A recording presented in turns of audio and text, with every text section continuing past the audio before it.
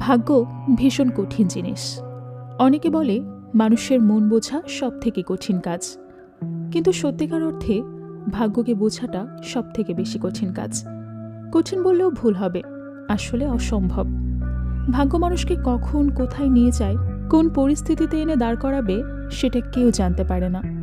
তাই ভাগ্যের পরিহাসের কাছে প্রতিনিয়তই মানুষকে হেরে যেতে হয়। যদি কেউ জিতে যায়, সেটা শুধুমাত্র নিজের মনোবলের কারণে। আজকে এমনই একটা মেয়ের গল্প শোনাবো আপনাদের, যার ভাগ্য তাকে নিয়ে দাঁড় করিয়েছিল জীবনের সবচেয়ে কঠিন পরিস্থিতির মুখোমুখি। তাকে হতে হয়েছিল অনাথ, সেই সাথে ঘরছাড়া। জীবনযুদ্ধে লড়াই করতে করতে একটা সময় তার জীবনে একটা নতুন মোড় আসে, যেখানে তার মনোবলের পরীক্ষা দেওয়ার প্রয়োজন ছিল। মেয়েটাকে পেরেছিল সেই পরীক্ষায় উত্তীর্ণ হতে, নাকি এবারও ভাগ্যের কাছে হেরে যেতে হয়েছিল তাকে? এই প্রশ্নগুলোর উত্তর জানব সদ্য মুক্তি পাওয়া একটা অসাধারণ ক্রাইম থ্রিলার ওয়েব সিরিজ ক্যাবারেটের গল্প থেকে। গল্পটা অনেক ইউনিক, এর প্রত্যেকটা ইমোশন আপনার মনকে ছুঁয়ে যাবে। গল্পের প্রত্যেকটা মুহূর্তেই একটা গভীর অর্থ আছে। চলুন কথা না বাড়িয়ে সে অর্থগুলো বোঝার চেষ্টা করি। আজকের গল্পটা 1971-এ কলকাতার ক্যাবারেট কুইন এলিনাকে নিয়ে। একদিন প্রতীক নামের একটা লোক এসে এলিনাকে জোর করে ধরে নিয়ে যাওয়ার চেষ্টা করছিল। সে এলিনাকে বিয়ে করতে চেয়েছিল, কিন্তু এলিনা তাতে রাজি হয় না। তখন প্রতীক বলে, আমি তোমাকে 60,000 টাকা দিয়ে ক্লাবের মালিক দাসের কাছ থেকে কিনে নিয়েছি। কিন্তু এলিনা কোনো মতেই বিশ্বাস করতে চাচ্ছিল না যে দাস তাকে বিক্রি করে দিয়েছে, কারণ সে সময় এলিনাকে প্রোটেক্ট করত সব সময়। তাই এলিনা জোরে জোরে দাসবাবুকে ডাকতে শুরু করে। কিছুক্ষণ পর দাস চলে আসলে এলিনা তাকে বলে, প্রতীককে এখান থেকে চলে যেতে বলুন, ও আমার সাথে বেয়াদবি করছে। কিন্তু দাস এবার আর কিছুই বলে না, উল্টো এলিনাকে তার সাথে চলে যেতে বলে। তখন এলিনা বুঝে যায় আসলেই তাকে বিক্রি করে দেয়া হয়েছে। তাই সে দাসকে বলে, আপনি কোন সাহসে আমাকে বিক্রি করলেন? আপনাকে এই অধিকার কে দিয়েছে? তখন দাস বলে, তুমি আমার সবচেয়ে দামি সম্পদ ছিলে, কিন্তু সম্পদ যদি নিজের জন্য ক্ষতিকর হয়ে যায় তাহলে সেটাকে ছেড়ে দিতে হয়। এলিনা তখন তার কথা বলার সুযোগ পায় না। প্রতীক তাকে টেনে সেখান থেকে নিয়ে যেতে শুরু করে, আর এলিনা তার হাত থেকে নিজেকে বাঁচানোর জন্য চেষ্টা করতে থাকে। এর মাঝে হঠাৎ একটা গুলিতে প্রতীক মারা যায়। তারা কিছু বুঝে উঠবে এমন সময় হঠাৎ আরেকটা গুলিতে দাসবাবু মারা যায়। এসব দেখে এলিনার মাথায় যেন আকাশ ভেঙে পড়ে। তার চোখের সামনেই দুটো মানুষের লাশ পড়েছিল। গুলির শব্দ শুনে ক্লাবের বাকি স্টাফরাও দৌড়ে চলে আসে আর দ্রুত দাসকে হসপিটালে নিয়ে যাওয়ার ব্যবস্থা করে। কিন্তু প্রশ্ন হচ্ছে, দাস কেন এলিনাকে বিক্রি করে দিল, আর তাদের দুজনের খুনি বা কে করলো? এর উত্তর জানার জন্য আমাদেরকে অতীতের গল্পগুলো জেনে আসতে হবে। এলিনার আসল নাম ছিল খুশি। পরিস্থিতি একটা সময় তাকে দাসের কাছে নিয়ে আসে, আর দাস তাকে খুশি থেকে কলকাতার ক্যাবারেট কুইন এলিনা বানিয়ে দেয়। তবে এটা একদিকে হয়নি। এলিনার চাল চলন, কথার ধরন সবকিছু পাল্টাতে হয়েছে। তাকে ডান্স শেখানোর জন্য দাস ইন্ডিয়ান বেস্ট কোরিওগ্রাফি রবকেও অ্যাপয়েন্টমেন্ট করেছিল। যদিও লোকটা প্রথমে রাজি হচ্ছিল না, কিন্তু একদিন দাসের সাথে এই ব্যাপারে কথা বলার সময় রব বলে, দেখুন, আপনি যতই চেষ্টা করুন না কেন দ্বিতীয় এডনা রোজারিও বানাতে পারবেন না, তাই বৃথা চেষ্টা করে কোনো লাভ নেই। বলে রাখি, এডনা তৎকালীন কলকাতার বেস্ট ক্যাবারেট ড্যান্সার ছিল। তার নাচ আর রূপের মোহ পুরো কলকাতা মাতো করে রাখত। কিন্তু একদিন এডনা বাহিরের একটা লোকের সাথে পালিয়ে চলে যায়। তারপর থেকে তার আর কোনো খোঁজ পাওয়া যায়নি, এবং সেদিনের পর এডনার মতো এমন সুন্দরী আর্টিস্টও আর পাওয়া যায়নি। তো দাস রবকে বলে, আমি জানি এডনার মতো আর কেউ হতে পারবে না, ও সবসময় স্পেশাল ছিল, কিন্তু এই মেয়েটাও অনেক স্পেশাল। তাই আমি চাই আপনি মেয়েটাকে নাচ শেখান, যত টাকা লাগে আমি দেব। দাসের কনফিডেন্স দেখে সে ডান্স শেখাতে রাজি হয়ে যায়। ধীরে ধীরে এলিনার গ্রুমিং হয় এবং একটু একটু করে সে হয়ে ওঠে কলকাতার সব পুরুষের ক্রাশ। তাকে এক নজর দেখার জন্য পুরুষেরা দাসের ক্লাব মৌলা রুশে ভিড় জমাতো। এলিনাকে পাওয়ার স্বপ্ন দেখত সবাই, কিন্তু দাস কখনোই তাকে কারোর সামনে নত হতে দেয়নি। অনেক টাকার অফার পাওয়ার পরেও সে এলিনাকে কারো হতে যেতে দেয়নি। এদের মধ্যে একজন ছিল প্রতীক। এলিনাকে প্রথম দেখাতেই ভালোবেসে ফেলেছে। অনেকবার দাসকে এলিনাকে নিয়ে যাওয়ার জন্য রিকোয়েস্ট করেছে, তবে তার উদ্দেশ্য খারাপ ছিল না। সে এলিনাকে ঘরের বউ করতে চেয়েছিল, কিন্তু দাস কখনোই তাতে রাজি হয়নি, কারণ এলিনার কারণেই মৌলা রুশের এত ডিমান্ড। একদিন রাতে বাড়ি ফিরে দাস এডনার ছবিগুলো দেখছিল। এডনা থাকাকালীন সে ছিল ওই ক্লাবের ম্যানেজার, আর এখন সে মৌলা রুশের মালিক হয়ে গেছে। সে মনে মনে এডনাকে অনেক ভালোবাসতো, এজন্য হয়তো এডনাও সেটা বুঝতে পারত, কিন্তু দাস তাকে মুখ ফুটে কিছু বলার সাহস পায়নি। এরই মাঝে একদিন হঠাৎ এডনা গায়েব হয়ে যায়। পরে জানা যায় সে ক্লাবেরই এক কর্মচারীর সাথে পালিয়ে গেছে। সেটা জানার পরে দাসের মন ভেঙে যায়। দাসের বস তখন তাকে খোঁজার অনেক চেষ্টা করে, কিন্তু কোনো খোঁজ পাওয়া যায় না। সে এখনো ভুলতে পারেনি তাকে। একদিন চণ্ডী নামের একটা লোক দাসের সাথে দেখা করতে আসে। সে দাসকে তার একটা ছেলেকে ওই ক্লাবের চাকরি দেওয়ার জন্য রিকোয়েস্ট করতে থাকে, কারণ বাইরে থাকলে তাকে পুলিশে ধরে নিয়ে যেতে পারে। মূলত চণ্ডী একজন নকশাল ছিল, যাকে সে সময় চরমপন্থী বলা হতো। আর সে যে ছেলের কথা বলছে সেও তার গ্রুপের একজন মেম্বার। কিন্তু রিসেন্টলি পুলিশ তার ব্যাপারে সবকিছু জেনে গিয়েছে আর তাকে ধরার জন্য উঠে পড়ে লেগেছে, যে কারণে সে দাসের কাছে গিয়েছিল ছেলেটার গা ঢাকা দেওয়ার একটা ব্যবস্থা করতে। দাসের সাথে অনেক আগে থেকে চণ্ডীর খুব ভালো সম্পর্ক ছিল, কিন্তু চণ্ডী তার কথা মানতে চায় না, কারণ এতে তার ব্যবসার ক্ষতি হতে পারে। তখন চণ্ডী তাকে বলে তার ক্লাবে অনেক মানুষ কাজ করে, এর মাঝে একটা ছেলেকে কেউ খুঁজে পাবে না, কেউ দেখতে আসবে না। কিন্তু দাস তার কথা মানতে মোটেও রাজি হয় না। তখন চণ্ডী মন খারাপ করে সেখান থেকে চলে যেতে শুরু করে। বেরোনোর সময় হঠাৎ তাদের দেখা হয় এলিনার সাথে। চণ্ডী এলিনা অর্থাৎ খুশিকে আগে থেকেই চিনত, কিন্তু সে যে কলকাতায় এসে ক্যাবারে ডান্সার হয়ে গেছে সেটা সে জানতো না। তবে তাকে দেখে চণ্ডীর মাথায় একটা আইডিয়া আসে। সে আবারও চলে যায় দাসের কাছে, গিয়ে বলে, এলিনাকে যদি আমি তোমার আসল রহস্য জানিয়ে দিই, তাহলে না এলিনা থাকবে আর না তোমার ক্লাব। তার কথা শুনে বোঝা যাচ্ছিল এলিনার অতীতের সাথে নিশ্চয়ই দাসের কোনো সম্পর্ক আছে। তবে কি সেটা, তা আমরা পরে জানতে পারবো। তো দাস তখন চণ্ডীর কথা শুনে ভীষণ ঘাবড়ে যায় আর তার সাহায্য করতে রাজি হয়ে যায়। ছেলেটার নাম ছিল স্বরূপ। দাসের কথা মতো সে পরদিনই এসে ওয়েটার হিসেবে ক্লাবে জয়েন করে। সেখানে এলিনাকে প্রথম দেখেই তার ভালো লেগে যায়, ঠিক যেমনটা এডনাকে ভালো লেগেছিল দাসের। কিন্তু দাসের মতোই স্বরূপও এলিনাকে কিছু বলার সাহস পায় না। এলিনা যখন ডান্স করত তখন সে আড়ালে দাঁড়িয়ে মন ভরে তাকে দেখত, কিন্তু অন্যরা যে চোখ দিয়ে এলিনাকে গিলে খাচ্ছে এই ব্যাপারটা স্বরূপ মানতে পারত না। একদিন রাতে হঠাৎ কাউকে না জানিয়ে স্বরূপ চলে যায় এলিনার রুমে। শোয়ের সময় ক্লায়েন্টের কাছ থেকে পাওয়া কিছু টাকা তার কাছ থেকে গিয়েছিল, সেটাই সে এলিনাকে ফেরত দিতে গিয়েছিল। এলিনা সেটা দেখে একটু অবাক হয়ে যায়, কারণ স্বরূপ চাইলেই টাকাটা পরদিন সকালে ফেরত দিতে পারত। আবার ফেরত না দিলেও এলিনার কোনো মাথা ব্যথা ছিল না। আসলে স্বরূপ টাকা ফেরত দেওয়ার জন্য সেখানে যায়নি, সে গিয়েছিল এলিনাকে এক নজর দেখার জন্য। যাই হোক, এলিনা তখন তাকে জিজ্ঞেস করে, তুমি কে? তার কথা শুনে স্বরূপ একটু ঘাবড়ে যায়। তখন এলিনা বলে, তোমাকে দেখে মনে হয় না তুমি ক্লাবে ওয়েটারের কাজ করতে এসেছো। কিন্তু স্বরূপ বলে, না, আমার আসলেই কাজটা দরকার ছিল, আমার টাকা খুব দরকার। এলিনা তখন তাকে ওই টাকাগুলো দিয়ে দিতে চায়, কিন্তু স্বরূপ সেটা নেয় না, কারণ টাকাটা এলিনার ছিল। যাই হোক, স্বরূপকে এমন আপনি আপনি করতে দেখে এলিনা বলে, আমাকে আপনি বলে ডাকতে হবে না, আমি কি বুড়ি নাকি? স্বরূপ তখন আর কোনো উত্তর না দিয়ে সেখান থেকে বেরিয়ে যায়।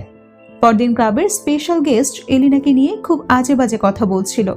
তারা এলিনাকে কাছে পাওয়ার অনেক চেষ্টা করেছে, কিন্তু দাসের কারণে সেটা হয়ে ওঠেনি। এটা নিয়ে তারা বিভিন্ন রকম আলাপ আলোচনা করছিল। ঘটনাক্রমে স্বরূপ সেটা আড়াল থেকে শুনে ফেলে। এলিনাকে নিয়ে আজে বাজে কথা বলতে দেখায় ব্যাপারটা সে মানতে পারে না। সে ওই টেবিলে সার্ভ করার সময় রাগের মাথায় খুব জোরে ট্রেটা রেখে চলে আসে। সেটা দেখে কাস্টমাররা ভীষণ বিরক্ত হয়। এরপর এলিনা যখন শোয়ের জন্য যাচ্ছিল তখন স্বরূপ তার পথ আটকে বলে, তুমি ওই লোকগুলোর সামনে নাচবে না, কি দরকার ওই অসভ্য লোকগুলোর সামনে যাওয়ার? কিন্তু এলিনা তার কথায় পাত্তা না দিয়ে শোতে চলে যায়। এদিকে হঠাৎ ক্লাবে পুলিশ চলে আসে। তাদেরকে দেখে রিসেপশনে থাকা লোকটা দাসকে ফোন করে বাইরে ডেকে আনে। হঠাৎ পুলিশ দেখে দাসও একটু কনফিউজড হয়ে যায়, যদিও তার সাথে ইন্সপেক্টরের সম্পর্ক খুব ভালো ছিল। তবুও এমন হঠাৎ করে আসাতে সে একটু ঘাবড়ে যায়।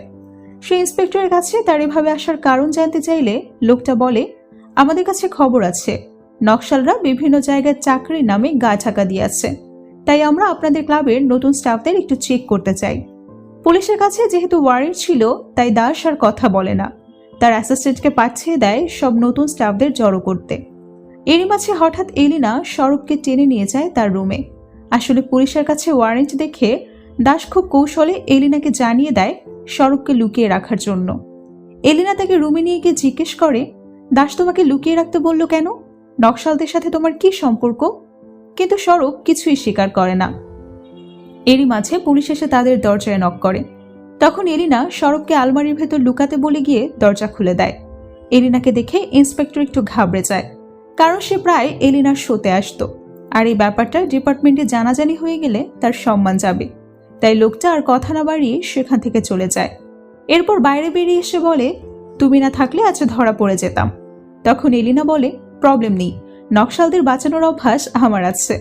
কথাটা শুনে স্বরূপ একটু অবাক হয়, আর তখনই এলিনার জীবনের এক রহস্য সামনে আসে। খুশি অর্থাৎ এলিনা গ্রামের মেয়ে, বাবা মা ভাই বোন নিয়ে তার সংসার। অভাবের সংসার ছিল তাদের, ঠিকমতো খাওয়া পড়াও জুটত না। এমনকি পুজোর সময় একটা নতুন জামা এনে দেওয়ার মতো সামর্থ্য ছিল না খুশির বাবার। তবুও নিজের সাধ্যমতো ছেলে মেয়েদের খেয়াল রাখার চেষ্টা করত লোকটা। খুশির ভাই কিঞ্জল নকশালদের সাথে যুক্ত ছিল, কিন্তু এই বিষয়টা তার বাবা একদমই পছন্দ করত না। এটা নিয়ে বাবা ছেলের মধ্যে প্রায় ঝগড়া হতো, তবে তাতে কিঞ্জলের কিছুই যায় আসে না, সে নিজের মতো করে চলত। একদিন কিঞ্জল আর খুশি গ্রামের রাস্তা ধরে যাওয়ার সময় হঠাৎ দেখতে পায় নদীর পাড়ে কিছু লোক বসে ট্যাটু করছে। তবে এই ট্যাটু এখনকার আধুনিক ট্যাটুর মতো নয়। আগেরকালে মানুষ বিশেষ ধরনের সূচের ভেতর কালি দিয়ে ট্যাটু করত। সেটা দেখে খুশির খুব ইচ্ছে হয় ট্যাটু করতে, তাই তিনজন তাকে নিয়ে যায় সেখানে। এরপর দুই ভাই বোন হাতে ট্যাটু করে। কিঞ্জল তার নামের প্রথম অক্ষর ক লিখে, আর খুশি লিখে খ। সবকিছু ঠিকঠাকই চলছিল। এরই মাঝে একদিন হঠাৎ পুলিশরা কিঞ্জলের গ্রুপের ব্যাপারে জেনে যায়, আর তাদেরকে ধরার জন্য উঠে পড়ে লাগে। কিঞ্জল তখন কোনো মতে পালিয়ে বাড়িতে চলে আসছে। বাড়িতে তখন খুশি বাদে আর কেউ ছিল না। এর মাঝে পুলিশও কিঞ্জলকে ফলো করতে করতে বাড়িতে পৌঁছে যায়। এটা দেখে ছেলেটা ভীষণ ভয় পেয়ে যায়। তখন খুশি বলে, ভয় পেও না, তুমি লুকিয়ে থাকো, আমি দেখছি। এরপর সে দ্রুত বাইরে চলে যায় পুলিশদের সামলানোর জন্য। পুলিশরা ততক্ষণে বাড়ির ভেতর পৌঁছে যায়। ভেতরে চোখে দেখে বাড়ির উঠানে কেউ গোসল করছে। তারা মনে করে নিশ্চয়ই সেখানে কেউ লুকিয়ে আছে। তারা ধীরে ধীরে সামনের দিকে এগিয়ে যেতেই হঠাৎ খুশি বাইরে বেরিয়ে আসে। তাকে ওই অবস্থায় দেখে প্রতিষ্ঠা অপ্রস্তুত হয়ে যায়। তখন খুশি তাদেরকে সেখান থেকে তাড়িয়ে দেয়। মূলত এই কারণেই সে স্বরূপকে বলেছিল সে নকশালদের বাঁচানোর অভ্যাস আছে তার। এর মাঝে একদিন ক্লাবের এক কাস্টমার এলিনাকে টাকা দিচ্ছিল। সেটা দেখে প্রতীক রাগের মাথায় সে লোকটাকে থাপ্পড় মেরে বসে, কারণ তার ধারণা মতে এলিনা শুধুই তার, সে এলিনাকে ভীষণ ভালোবাসত। সেখানে পরিস্থিতি খারাপ হয়ে যাওয়ায় প্রতীককে তার রুমে নিয়ে যায়। সেখানে প্রতীক দাসকে অনুরোধ করে বলে, এলিনাকে আমি রানী করে রাখবো, আপনি প্লিজ ওকে আমার হাতে তুলে দিন। কিন্তু দাস তার কথায় একদমই রাজি হয় না। সে সোজাসুজি প্রতীককে জানিয়ে দেয় এটা কোনোভাবেই সম্ভব না। প্রতীক তখন অনেক নেশা করে ফেলেছিল, তাই সে আর বেশি কথা বলার সুযোগ পায় না। নেশার ঘোরে গাড়ির চাবিটা হারিয়ে ফেলেছিল, তাই দাস তাকে বাড়িতে ড্রপ করার জন্য ড্রাইভার এবং স্বরূপকে পাঠিয়ে দেয়। যেতে যেতে প্রতীক এলিনাকে নিয়ে নানা রকম কথা বলছিল, যেটা স্বরূপ মেনে নিতে পারে না, কারণ সে নিজেও মনে মনে এলিনাকে ভীষণ ভালোবেসে ফেলেছিল। সেখানে প্রতীকের কাছ থেকে জানা যায় যে তার বাবা প্রমথেশ একজন রাজনীতিবিদ, এবার সেন্ট্রাল মিনিস্ট্রিতে মন্ত্রীর চেয়ারের জন্য ইলেকশন করবে। কথাটা শুনেই স্বরূপের চোখে মুখে কৌতূহল গিয়ে ওঠে। সে প্রতীককে জিজ্ঞেস করে, আপনারা কি সবাই একই বাড়িতে থাকেন? আমি অন্য বাড়িতে চলে যাব। তখন স্বরূপ তাকে জিজ্ঞেস করে, এলিনা আপনাকে বিয়ে করতে চেয়েছে সত্যি? তবে তার উত্তর দেওয়ার আগেই তারা বাড়িতে পৌঁছে যায়, তাই স্বরূপের এই বিষয় নিয়ে কথা বলার কোনো সুযোগ হয় না। এরপর স্বরূপকে ধরে নিয়ে বাড়ির ভেতর পর্যন্ত এগিয়ে দেয়। সেখানেই তার চোখ পড়ে প্রতীকের বাবার দিকে। প্রমথোষ তখন ফোনে পার্টি করে আর পার্টির লোকদের সাথে কথা বলছিল।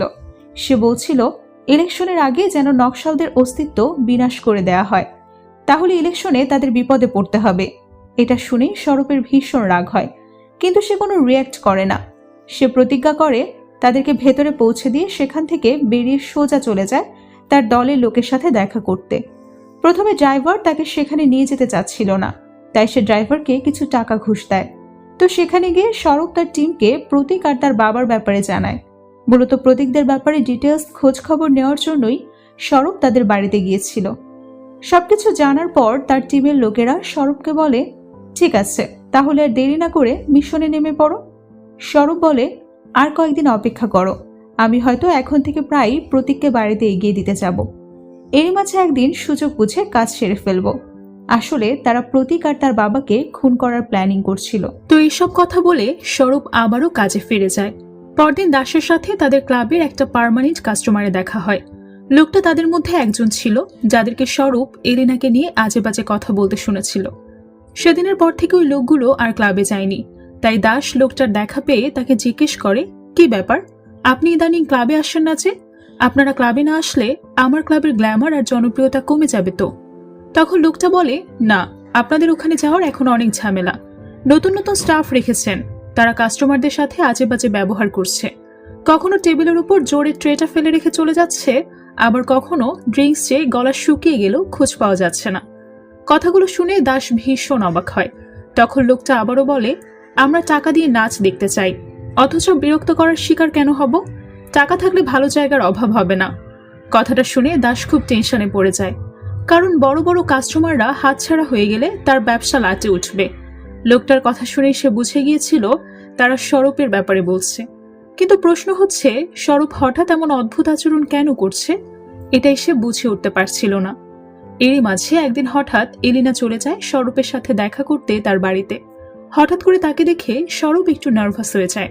তবে এলিনা সেদিকে পাত্তা না দিয়ে সোজা ভেতরে গিয়ে স্বরূপের সাথে বিভিন্ন রকম গল্পগুজব করতে শুরু করে।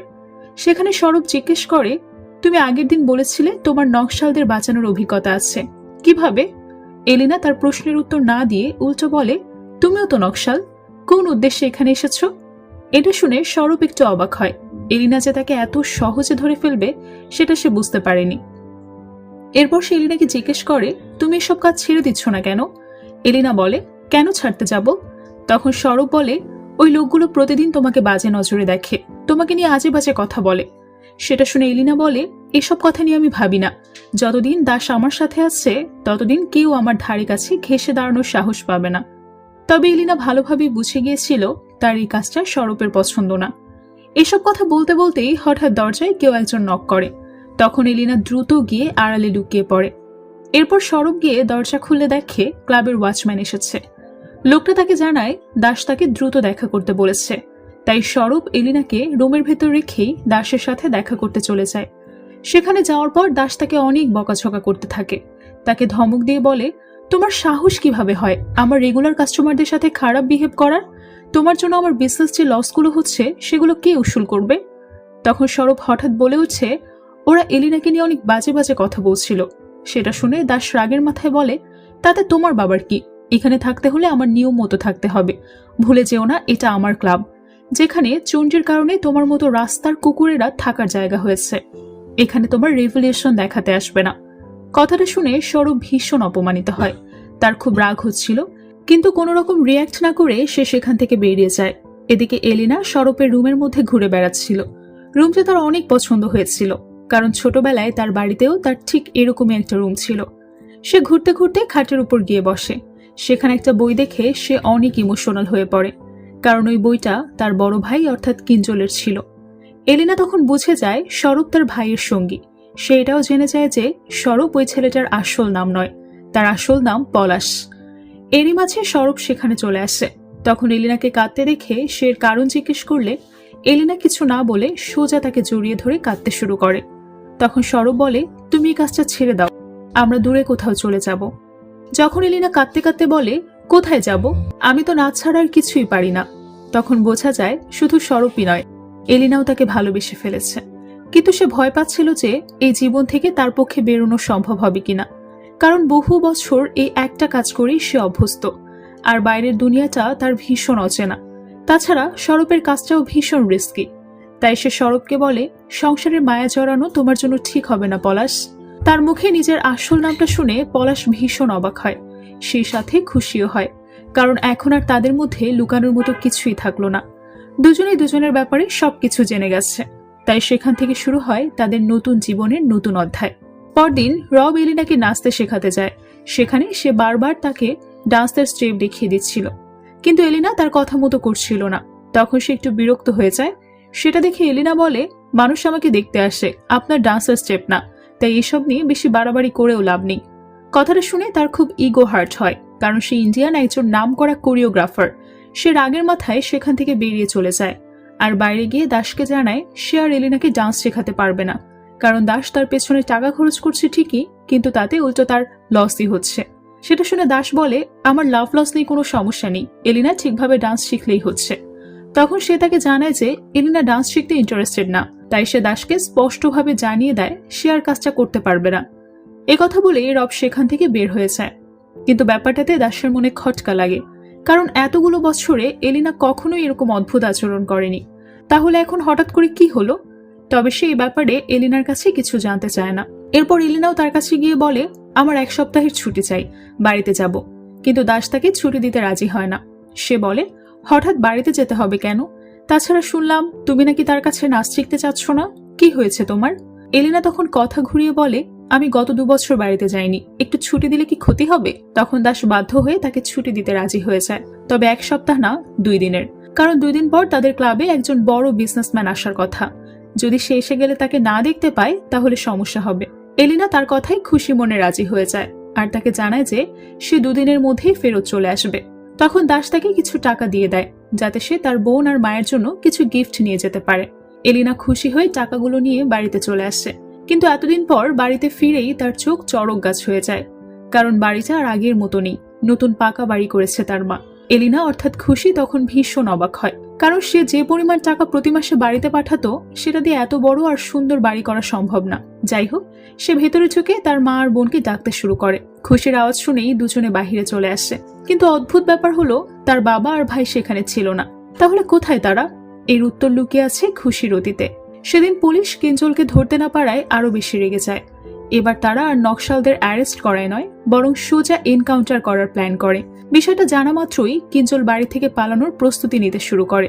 তার বাবা তখন তাকে আটকানোর অনেক চেষ্টা করে, তাকে বোঝায় যে এরকম অবস্থায় পুলিশের কাছে সারেন্ডার করেই ভালো হবে, জেনে থাকলে অন্তত জীবন্ত থাকতে পারবে। কিন্তু কিঞ্জল তাদের কথায় রাজি হয় না, কারণ সে খুব ভালো করেই জানতো পুলিশের সামনে পড়লে তারা এবার আর ছাড় দেবে না। তাই সে বাবার কথা না শুনে তাদের গ্রুপের সাথে দেখা করতে নদীর পাড়ে চলে যায়। তার সাথে খুশিও গিয়েছিল। তারা বেরোনোর পরপরই তাদের বাবা মাও বাড়ি থেকে বেরিয়ে গিয়ে দূরে একটা প্রতিবেশীর বাড়িতে আশ্রয় নেয়, কারণ তারা জানতো যে কোনো মুহূর্তে পুলিশ এসে বাড়িতে হানা দিতে পারে। আর হয়ও ঠিক সেটাই। সবাই বাড়ি থেকে বেরোনোর কিছুক্ষণের মধ্যেই সেখানে পুলিশ চলে আসে, কিন্তু বাড়িতে কাউকে খুঁজে পায় না। এদিকে কিঞ্জল খুশিকে নিয়ে নদীর পাড়ে নৌকার জন্য ওয়েট করছিল, কিন্তু অনেকটা সময় পার হয়ে যাওয়ার পরেও কোনো নৌকা। এতে কুঞ্জল একটু টেনশনে পড়ে যায়। সৌভাগ্যবশত তখনই তাদের গ্রুপের একটা লোক মুখ ঢেকে নৌকা নিয়ে তাদের কাছে চলে আসে, আর কিঞ্জল দ্রুত গিয়ে নৌকায় উঠে পড়ে।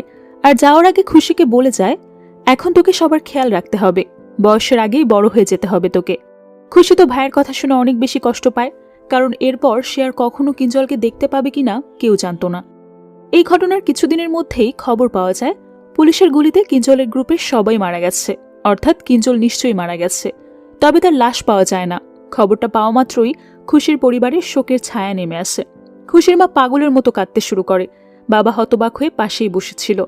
এমন সময় তাদের বাড়ির উপর অজ্ঞাতনামা লোকেরা হঠাৎ অ্যাটাক করে। সে অ্যাটাকে খুশির বাবার অবস্থা খুব খারাপ হয়ে যায়। এদিকে তার উপর অনেক টাকার লোন ছিল, লোকটা অসুস্থ থাকে, কাজেও যেতে পারছিল না, আর সেই লোনের কিস্তিও পরিশোধ করতে পারছিল না। একটা পর্যায়ে সে প্রেশার সহ্য করতে না পেরে সুইসাইড করে নেয়। এরপর থেকে তাদের পরিবারে আরও দরিদ্রতা নেমে আসে। আগে তো অন্তত দুবেলা দুমুঠো খাবার জুটত, কিন্তু বাবা মারা যাওয়ার পর থেকে তাদের বেশিরভাগ দিন অনাহারেই কাটাতে হতো। একটা পর্যায়ে বাধ্য হয়ে খুশির মা অন্যের বাড়িতে কাজ করতে শুরু করে। খুশি কোনোভাবেই এই বিষয়টা মেনে নিতে পারত না। তাই একদিন সে তার প্রতিবেশী দিদি মঞ্জুরির কাছে সাহায্য চায়। মঞ্জুরি কলকাতায় চাকরি করত, বছরে 2-1বার ছুটি পেলে বাড়িতে আসত। তার সাথে খুশির অনেক ভালো সম্পর্ক ছিল। খুশি অনেক ভালো নাচতো দেখে মঞ্জুরি একবার বলেছিল, তুমি অনেক ভালো নাচো, আর তুমি দেখতেও অনেক সুন্দর। কলকাতা গিয়ে মুভির জন্য ট্রাই করলে সফল হতে পারবে। আমি তোমার মতো সুন্দর হলে অনেক কিছুই করতে পারতাম। কথাটা শুনে খুশির মনে হয়েছিল মঞ্জুরি হয়তো কলকাতায় মুভি লাইনে পরিচিতি আছে, তাই সে মঞ্জুরির কাছে গিয়ে মুভিতে কাজের জন্য রিকোয়েস্ট করে। কিন্তু সে জানায় তার ওই ইন্ডাস্ট্রিতে কোনো পরিচিতি নেই। তখন খুশি বলে, ঠিক আছে, সমস্যা নেই, কিন্তু তুমি তো কলকাতায় চাকরি করে ভালো টাকা আয় করো, আমাকেও একটা কাজের ব্যবস্থা করে দাও। ছোটখাটো কিছু হলেই চলবে, এভাবে সংসার চলছে না। কথাটা শুনে মঞ্জুরি একটু চিন্তায় পড়ে যায়। তবুও খুশির আগ্রহ দেখে সে খুশিকে কলকাতা নিয়ে যেতে রাজি হয়ে যায়। কয়েকদিন পর খুশি তার সাথে কলকাতার উদ্দেশ্যে রওনা হয়। তার মা মন থেকে তাকে যেতে দিতে চাচ্ছিল না, কিন্তু পরিবারের পরিস্থিতির কথা চিন্তা করে সে খুশিকে বাধা দিতে পারে না। সেখানে যাওয়ার পর মঞ্জুরি তাকে একটা মুভি সেটে নিয়ে যায়। এরপর খুশিকে সেখানে বসিয়ে রেখে মঞ্জুরি একটা কাজে বাহিরে যায়। খুশি তখন একটু অস্বস্তি লাগছিল। এমন সময় একটা লোক এসে তাকে জিজ্ঞেস করে, তুমি কি কাউকে খুঁজছো? খুশি বলে, না, আমি এখানে কাজের জন্য এসেছি। তখন লোকটা জানতে চায় সে অভিনয় করতে পারে কিনা। খুশি বলে, অভিনয় পারি না, তবে নাচ গান ভালো পারি। এ কথা শুনে লোকটা খুশিকে সাথে করে নিয়ে যায়। খুশি মঞ্জুরিকে ছাড়া যেতে চাচ্ছিল না। তখন লোকটা বলে, আমি মঞ্জুরিকে চিনি, তার সাথে কথা বলে নিব। সেটা শুনে খুশি লোকটার সাথে চলে যায়। মঞ্জুরি তখন আড়াল থেকে সবকিছু দেখছিল, কিন্তু সে সামনে আসে না। আসলে মঞ্জুরি কোনো ভালো চাকরি করত না। সেও খুশির মতো অভাবের তাড়নায় কলকাতায় গিয়েছিল। সেখানে গিয়ে তাকে বাধ্য হয়ে প্রস্টিটিউশনে নামতে হয়। এ কারণেই খুশি যখন তাকে কাজের কথা বলে তখন সে টেনশনে পড়ে যায়। তাছাড়া লোকটা যখন খুশিকে নিয়ে যায় তখনও তার খুব টেনশন হচ্ছিল যে মেয়েটার কোনো ক্ষতি না হয়। মূলত এই লোকটাই খুশিকে নিয়ে যায় দাসের কাছে। দাস তাকে প্রথমে 10,000 টাকা বেতনে তার ক্লাবে চাকরি দেয়। আর সেখান থেকে দেখতে দেখতে খুশির জীবনটা পুরোপুরি পাল্টে যায়। এমনকি তার নামটাও পাল্টে যায় এলিনা। যাই হোক, বাড়িতে এত ভালো অবস্থা দেখে খুশির মনে একটু কৌতূহল জাগে, কিন্তু তখন অনেক রাত হয়ে গিয়েছিল, বিধায় সে আর তার মাকে কিছু জিজ্ঞেস করতে পারে না। পরদিন সকালে তার মা তাকে খাইয়ে দিচ্ছিল। সে সময় খুশি মায়ের হাতে কিছু টাকা দিতে চায়। তখন তার মা বলে, আমার টাকা লাগবে না। সেটা শুনে খুশি একটু অবাক হয়। সে জিজ্ঞেস করে, ব্যাপারটা কি বলো তো? এত সুন্দর বাড়ি করেছো, এখন আবার বলছো টাকা লাগবে না? তোমার কাছে এত টাকা কোথা থেকে আসছে? আমার পাঠানো টাকা দিয়ে তো এত কিছু সম্ভব নয়। তখন তার মা তাকে বলে, গত 2 বছর যাবৎ আমার নামে মামি অর্ডার আসছে, কিন্তু কে পাঠাচ্ছে তা জানি না। কথাটা শুনে খুশি অবাক হয়ে বলে, কে টাকা পাঠাচ্ছে আর তুমি সেটা নিয়ে খরচ করে ফেলছো? হতে পারে কেউ কোনো খারাপ উদ্দেশ্য করে টাকাটা পাঠাচ্ছে। কিন্তু তার মা সেটা মানতে চায় না। তার মনে হচ্ছিল টাকাগুলো নিশ্চয়ই তার ছেলে কিঞ্জল পাঠাচ্ছে। কথা শুনে খুশি খুব রেগে যায়, কারণ মৃত মানুষ তো আর টাকা পাঠাতে পারে না, তাই না? কিন্তু মাকে বিষয়টা বোঝানো তার পক্ষে সম্ভব হয় না। তো সে কোনো কথা না বাড়িয়ে পরদিন আবারও কলকাতায় ফিরে যায়। সে রাতে প্রতীক লুকিয়ে লুকিয়ে এলিনার সাথে দেখা করতে আসে। সে খুব ভদ্রভাবে এলিনাকে বোঝানোর চেষ্টা করে যে সে এলিনাকে বিয়ে করতে চায়, কিন্তু প্রত্যেকবারের মতো এবারও এলিনা রাজি হয় না। তবে প্রতীকও নাছর বান্দা, সে কোনোভাবেই এলিনাকে ছেড়ে দিতে রাজি নয়। ঘটনাক্রমে সেই সময় হঠাৎ পলাশ এসে আড়াল থেকে এই সব দেখে ফেলে আর দ্রুত গিয়ে দাসকে বিষয়টা জানায়। তখন দাস এসে এলিনাকে তার রুমে পাঠিয়ে দিয়ে প্রতীককে বুঝিয়ে শুনিয়ে বিষয়টা সামলে নেয়। প্রতীক চলে যাওয়ার পর সে পলাশকে ডেকে সবসময় প্রতীক আর এলিনার উপর নজর রাখতে বলে। তার ভয় হচ্ছিল এলিনাও এটনার মতো পালিয়ে না যায়। তবে সে পলাশকে সতর্ক করে দেয় যে এই ব্যাপারটা যেন তাদের দুজন বাদে আর কেউ জানতে না পারে। সেই কাজের জন্য পলাশকে কিছু টাকাও দেয়। পলাশের তখন দাসের করা গতদিনের অপমানের কথা খুব মনে পড়ছিল। তবুও সে সব কিছু ভুলে দাসের কথা মতো এলিনা আর প্রতীকের উপর নজর রাখতে শুরু করে। পরদিন এলিনা শোয়ের জন্য সবগুলো টেবিল বুক হয়ে যায়। এটা শুনে দাস ভীষণ খুশি হয়। কিন্তু রাতে যখন এলিনা শো করতে যায় তখন দেখে সেখানে একটা মানুষও আসেনি। দাসও সেটা দেখে অবাক হয়ে যায়, কিন্তু তার অ্যাসিস্ট্যান্ট জানায় কেউ কোনো রিজার্ভেশন ক্যান্সেলও করেনি, তাহলে কেউ আসেনি কেন? এমন সময় প্রতীক সেখানে একেবারে ধুতি পাঞ্জাবি পরে বরের বেশে হাজির হয়ে যায়। আসলে সে সবগুলো টেবিল বুক করে নিয়েছিল যাতে এলিনাকে শুধু সেই দেখতে পারে, আর কেউ নয়। তার এমন পাগলামি দেখে এলিনা বিরক্ত হয়ে যায়, সেই সাথে দাসও। সে এসে প্রতীককে বলে, আমাদের ক্লাবের কিছু নিয়ম আছে, আপনার যা খুশি আপনি সেটা করতে পারেন না। এরপর সেটার অ্যাসিস্ট্যান্টকে প্রতীকের পুরো টাকা রিফান্ড করে দিতে বলে। প্রতীক তখন চুপচাপ সেখান থেকে বেরিয়ে যায়, কিন্তু পরে সে আবারও নেশাগ্রস্ত অবস্থায় এলিনার সাথে দেখা করতে যায়। প্রতীককে তার মায়ের বিয়ের চুড়িগুলো দিতে হয়েছিল যাতে তাকে নিজের বউ হিসেবে একসেপ্ট করে নিতে পারে। এলিনা তখন রাগের মাথায় সেখান থেকে চলে যেতে গেলে প্রতীক তার পথ আটকে দেয়। তখন ভুলবশত এলিনার ধাক্কায় প্রতীক মাটিতে পড়ে যায়। যেহেতু সে নেশার ঘরে ছিল তাই নিজেকে সামলাতে না পেরে বেশ আঘাতও পায়। এলিনা সেটা দেখে ভয়ে স্টাফদের ডাকতে শুরু করে। তখন পলাশকেই ডাক্তার ডেকে আনে, আবার পরবর্তীতে তাকে বাড়িতেও পৌঁছে দেয়। সে রাতে পলাশের এক সঙ্গী লুকিয়ে লুকিয়ে পলাশের সাথে দেখা করতে আসে, কারণ অনেকদিন যাবৎ তার কোনো খোঁজ খবর গ্রুপের মেম্বাররা পাচ্ছিল না। তাছাড়া এতদিনে যে কাজটা হয়ে যাওয়ার কথা ছিল কারো কোনো খবরই নেই। এসব নিয়ে কথা বলতে বলতে হঠাৎই এলিনা এসে দরজায় নক করে। তখন পলাশ তার সঙ্গীকে আড়ালে লুকাতে বলে দরজা খুলে দেয়। এলিনা তাকে প্রতীকের দেওয়া সে চুরিটা দিয়ে বলে, আজকের অপমানের পর প্রতীক আর ক্লাবে আসবে বলে মনে হয় না, তুমি তো ওর বাড়িটা চেনো, তাই এটা ওর বাড়িতে দিয়ে এসো।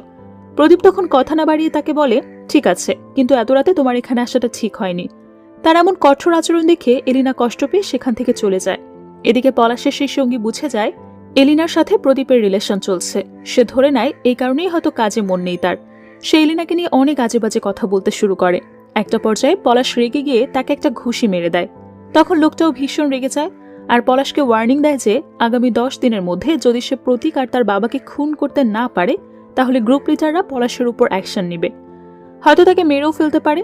এই কথাটুকু বলে লোকটা পলাশের হাতে একটা পিস্তল ধরিয়ে দিয়ে সেখান থেকে বেরিয়ে যায়।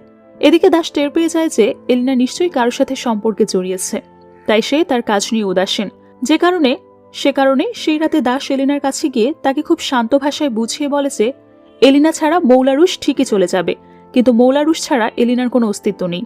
আর যদি এলিনার কারণে ক্লাবের কোনো ক্ষতি হয় তাহলে দাস তাকে ছাড়বে না। এলিনা বিষয়টা জানতো যে তার এই হাইফাই লাইফস্টাইলের একমাত্র উৎস হচ্ছে তার নাচ, এটা ছাড়া তার আসলেই কোনো অস্তিত্ব নেই। তাই সে চুপচাপ দাসের কথাগুলো মেনে নেয়। তবে প্রতিদিনকার এই অত্যাচার সে সহ্য করতে পারছিল না, তাই সে লুকিয়ে চলে যায় পলাশের সাথে দেখা করতে। পলাশ তাকে বুঝিয়ে শুনিয়ে শান্ত করে। এরই মাঝে হঠাৎ এলিনার হাতে ক্ষয়ের ট্যাটু দেখে সে একটু অবাক হয়ে যায়। সে বলে, জানো, আমার খুব প্রিয় একটা বন্ধু ছিল, তার হাতেও ঠিক এরকমই একটা কয়ের ট্যাটু ছিল।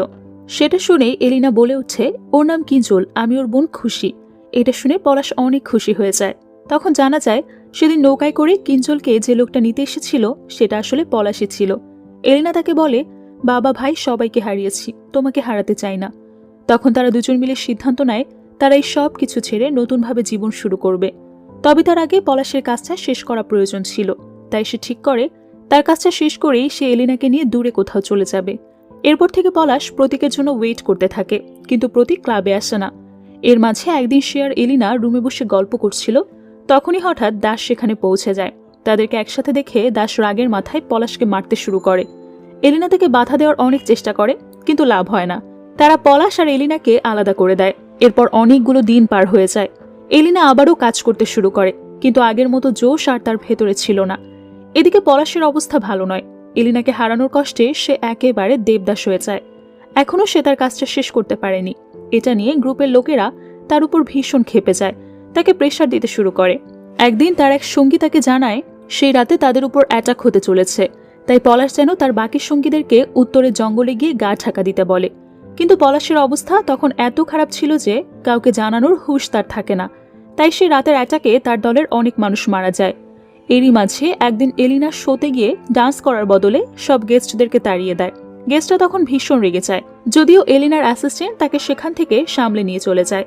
কিন্তু ব্যাপারটা দাস মেনে নিতে পারে না, তাই সে ফাইনালি একটা বড় ডিসিশন নেয়। সে প্রতীককে ডেকে বলে, তুমি এলিনাকে নিয়ে যেতে পারো, তবে তার পেছনে আমার যে ইনভেস্টমেন্ট গেছে সেগুলো তোমাকে বুঝিয়ে দিতে হবে। এলিনাকে পাওয়ার কথা ভেবে প্রতীক আনন্দে আত্মহারা হয়ে যায়, কিন্তু যখন দাস তার কাছে 2 লক্ষ টাকা ডিমান্ড করে তখন বেচারার গলা শুকিয়ে যায়, কারণ তার কাছে এত টাকা ছিল না। আর একজন ডান্সারকে বাড়ির বউ করার জন্য তার বাবা অবশ্যই তাকে টাকা দেবে না, তাই সে দাসকে অনেক রিকোয়েস্ট করে 60,000 টাকায় রাজি করায়। এরই মাঝে পলাশ খুব সাহস করে প্রতীকের সেই চুরি ফেরত দেওয়ার বাহানায় তার বাড়িতে চলে যায়। প্রতীক তখন বাড়িতে ছিল না, সেটা দেখে সে একটু হতাশ হয়ে যায়, কারণ সে বাবা ছেলেকে একসাথে শেষ করতে চেয়েছিল। প্রমথেশকে সামনে পেয়ে পলাশ তাকে গুলি করে মেরে ফেলে। তখন তাদের গার্ড গিয়ে তাকে আটকানোর অনেক চেষ্টা করে, তাই তাকে বাধ্য হয়ে সেই গার্ডকেও মেরে ফেলতে হয়। এরপর সে চলে যায় প্রতীককে খোঁজার জন্য। প্রতীক তখন ক্লাবে গিয়ে জোর করছিল সাথে করে নিয়ে যাওয়ার জন্য এলিনাকে, যাতে তাকে বিয়ে করতে পারে। আর এই দৃশ্যটাই আমরা গল্পের একদম শুরুতে দেখেছি। তো তাদের জোড়াজুড়ির মাঝে হঠাৎ করে প্রতীকের গায়ে একটা গুলি লাগে, আর তারা কিছু করে ওঠার আগেই দাসের একটা গুলি লাগে আর সে মারা যায়। তখন জানা যায় ওই গুলিটা আসলে পলাশ করেছিল। গুলিটা করেই সে পালিয়ে যায়। এমন সময় হঠাৎ একদল লোক এসে এলিনাকে কিডন্যাপ করে নিয়ে যায়। তাদের প্রত্যেকের মুখেই মাস্ক লাগানো ছিল, তাই এলিনা তাদেরকে চিনতে পারে না। তবে লোকগুলো যখন তাকে নিয়ে গাড়িতে করে যাচ্ছিল তখনই হঠাৎ সে দেখতে পায় তাদের মধ্যে একজনের হাতে কয়ের ট্যাটু আঁকা। সে বুঝে যায় এটা আর কেউ নয়, তার ভাই। তখন এটাও জানা যায় যে খুশির মাকে ওই টাকাগুলো আসলে কিঞ্জলই পাঠাচ্ছিল। মায়ের মন একেই বলে, তো খুশি ইমোশনাল হয়ে কিঞ্জলকে জড়িয়ে ধরে। ঠিক সে সময় পলাশও তাদের গাড়ির সামনে চলে আসে। তাকে দেখে এলিনা ভীষণ খুশি হয়। এরপর কিঞ্জল তাকে পলাশের কাছে নামিয়ে দিয়ে সেখান থেকে চলে যায়। এলিনা 2 নরকের থেকে মুক্তি পেয়ে গিয়েছিল, কিন্তু গল্প এখনো শেষ হয়নি। এলিনা অর্থাৎ খুশির উপর প্রতিশোধ নেওয়ার জন্য দাস তার অ্যাসিস্ট্যান্টকে পাঠিয়ে দেয় খুশির বোনের কাছে। খুশিদের পরিবার খুব অভাবেই দিন কাটাচ্ছিল। কারণ ওই কাজ ছেড়ে দেওয়ার পর খুশি পুরোপুরি নিরুদ্দেশ হয়ে গেছে, বাড়িতে কোনো টাকা পাঠাতে পারে না। তাই লোকটা সুযোগ বুঝে খুশির বোনকে বুঝিয়ে শুনিয়ে রাজি করিয়ে ফেলে তার সাথে কলকাতা যাওয়ার জন্য। মেয়েটা এটা ভেবেই খুশি ছিল যে সে বোনের মতো টাকা আয় করে সংসারের হাল ধরতে পারবে, আর লোকটা খুশি ছিল এটা ভেবেছে তাদের ক্লাবকে নতুন এলিনা গিফট করতে পারবে। এরকম একটা মুহূর্তেই গল্পটা শেষ হয়ে যায়।